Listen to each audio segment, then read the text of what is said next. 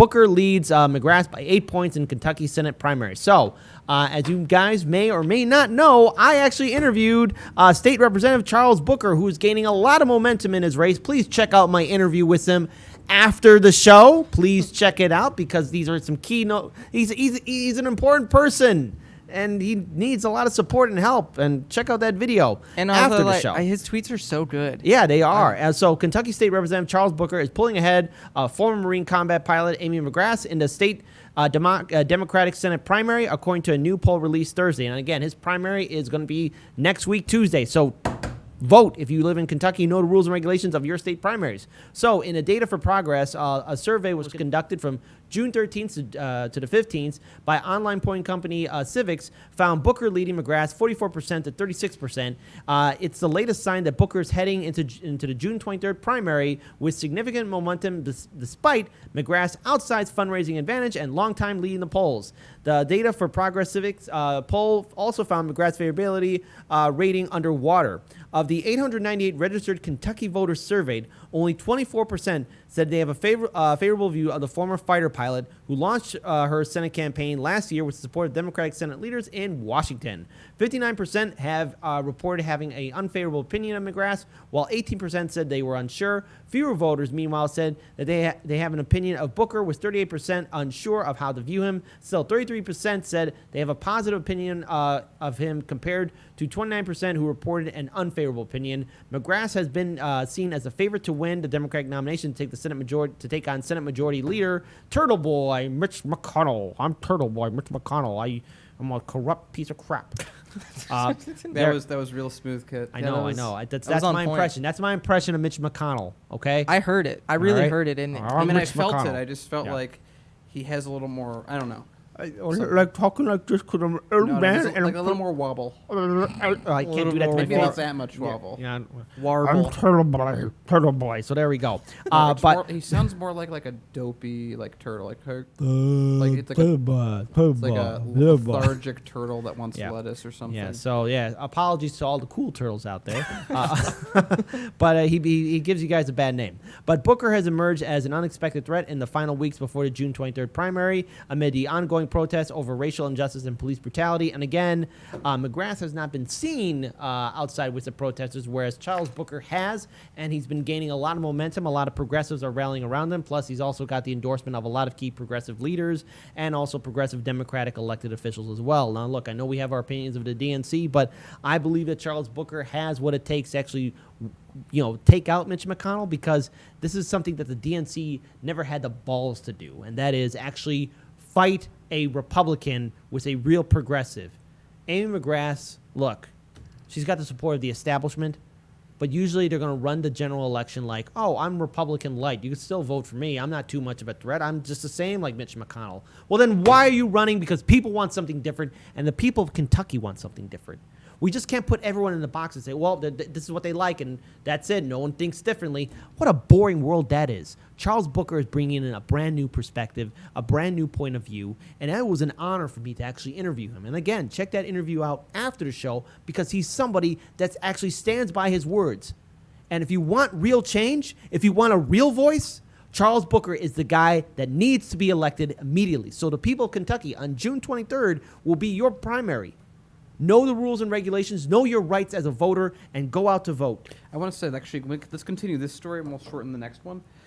So I want to talk, this is big. So I remember when we covered Amy when she first got in, and we were like, oh, good, this is exactly what it was like the last time they ran someone against Mitch McConnell, which is exactly like what it was the time before that. You expect that if you're going to be given two options, it's like, hey, here's a beer that you might not like, but here's a beer that you might not like that we've also watered down. You know you're going to pick the one that you don't... Anyway, so this is exactly what... You said beer because there's beer right in front of you.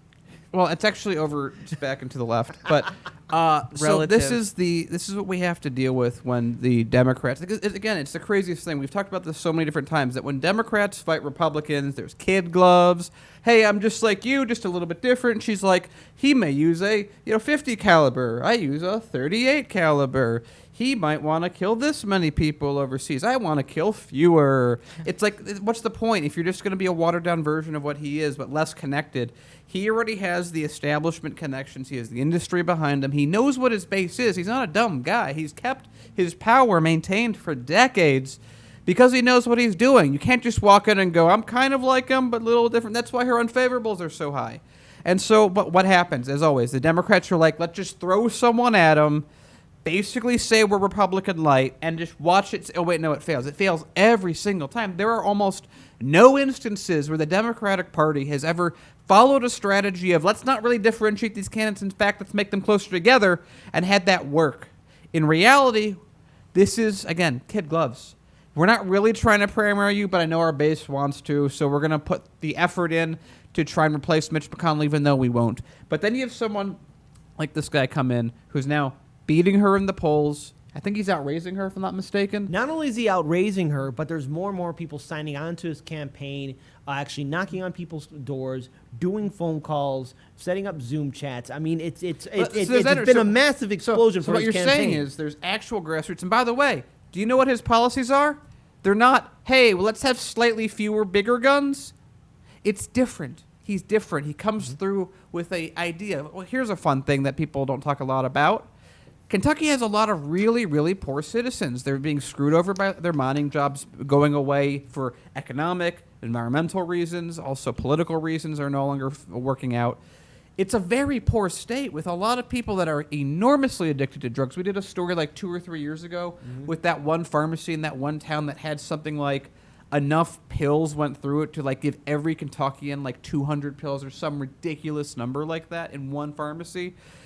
So you have people that are screwed by the war on drugs, and then you have people that are just addicted because of drugs. You have people with no jobs, barely any education funding because their property taxes are so low, and their state takes about as much money from the federal coffers as New York gives. So that's a lot of McConnell doing his thing. But they don't invest in their own people. They just let their own people rot, and that's not what the citizens want. They just don't trust that any Democrat can help them because all Democrats have screwed them in the past in West Virginia, or they have put in campaigns that don't really mean anything.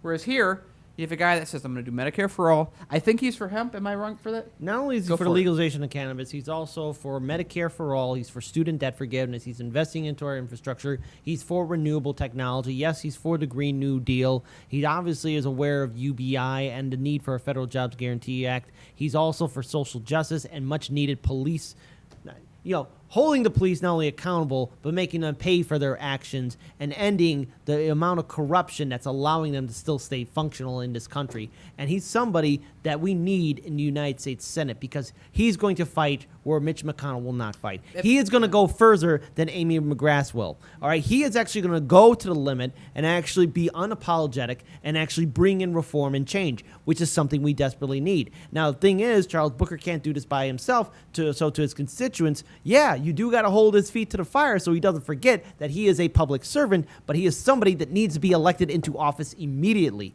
He is somebody that has a strong progressive policy platform. Just check out my interview that I had with him. Check out my interview that I had with him. It's amazing just how much suppression is out there amongst the corporate media because now they're saying, oh well, it's this Charles Booker. I don't know where he came from, but somehow he's coming in the lead. You want to know why they're surprised? Because they never bothered to look into what's happening in not only Kentucky but nationwide. Yeah, it's exactly like that. Remember when AOC went to primary? All the news was like, we never looked into her. I mean, like what's going on? But they also didn't look into the issues. Yeah. They didn't look into the issues, and Charles Booker is aware of the issues. He's more aware of what's happening to working class families more so than Amy McGrath. And he's somebody that's actually going to do something good for the state of Kentucky, unlike Turtle Boy Mitch McConnell. So to the people of Kentucky, the whole world is watching. The country is watching. You have a chance to end a horrible Republican Senate Majority Leader. You have a chance to actually bring in real change, and you guys deserve it. You deserve it more than anyone else right now. So time to step up, know your rights as a voter, and be unapologetic. Now's the time to fight for a better future, and Charles Booker has what it takes. So I got distracted earlier because I was trying to comb through. I saw one of his tweets that Amy McGrath had she tried to smear him basically, but it ended up. Wait, time out. Hold on. You're telling me an establishment Democratic candidate smeared a progressive? And I don't believe backfired? it. I don't What? believe it. What happened? I know, it's pretty wild. Well, she tried to, but it ended up backfiring. I didn't What? actually find You're the telling me tweet. that progressive, that an establishment Democrat tried to smear a progressive with a strong enough base and it backfired? I don't believe it. It's pretty wild. But what I didn't find the tweet. I know it's in there somewhere. But on a totally separate note, though, today is Charles Booker and his wife's 10th anniversary. Aww. So happy anniversary to them. Happy Happy anniversary. anniversary. That was a pretty cool video, right? Well, be sure to like, comment, share, and subscribe. And be sure to check out our live show every Monday through Friday at 6 p.m. Eastern Time. All right, I think that's about it.